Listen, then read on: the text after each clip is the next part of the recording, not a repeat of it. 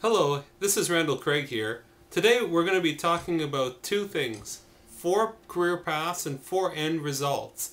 You may not have been thinking of your career path quite this way before, but I'd like you to think about it this way because it'll make a real difference over time. Typically, people think about a corporate career path where you're working for a large organization, or perhaps one in consulting where you might go from company to company teaching them how to do a particular thing that they don't know how. Some people, on the other hand, choose an entrepreneurial path. An entrepreneurial path is one where you start something of your own, or perhaps intrapreneurial, where you are in charge of starting something within the confines of an organization.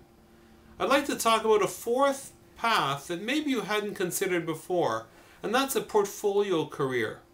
Now, in a portfolio career, it's one where you do a number of small things, perhaps for very different things, and together they make a full-time job.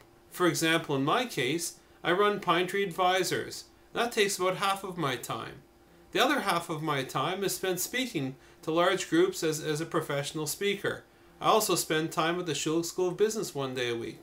I do a few other things as well, but you get the idea that all of these things together make for one job. The thing is for somebody like me, I need that diversity, and that might be you too. Now, that might be a way of thinking of 4 different paths, but how do you actually get to one of these 4, or 5, or 6, or however many that you like? The typical way to go through is through a leadership route. You start at the bottom, you work yourself up, eventually you're in charge of something. That's fairly traditional, and that might be most comfortable for many people. Certainly your grandparents, that was about the only way that you can get up to the top, if that's what your objective was. The second way, and this is just as valid an end result path, is to become an expert. In this particular case, you develop a deeper professional knowledge in your area of expertise. Many people who are financial analysts, for example, have no desire to leave that field and move, quote, up the ranks into management.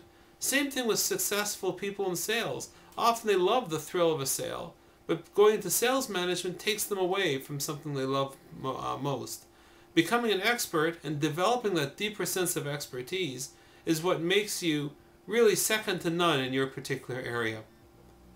Now there's 2 other paths, 2 other end results I should say, that might also be of interest to you, and certainly as you're moving along your career you should consider.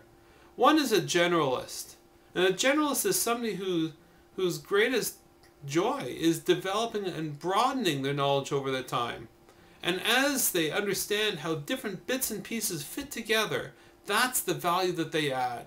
Because they're able to see things from all these different perspectives, they understand the impact of one initiative or program on another, or in different stakeholder groups. They can add an awful lot more value than, say, a leader or an expert. And finally, the 4th group is what I call the transitionists. These are folks who constantly reinvent themselves, doing different things every 3-5 years or so. Now, in this particular career path, what you get value from is bringing a completely different perspective on the problem of the day. If, for example, you spent your entire career in finance, then you went into marketing, gee, that financial acumen that you bring is something that somebody who went through marketing just wouldn't have. On the other hand, if you were in marketing and then you moved over to finance or sales or operations, you would bring a particular marketing perspective that nobody else who went through the traditional routes would have. So, there you have it. Which one are you? It could be that you change from one to one to one as you discover where your strengths are and what you enjoy doing.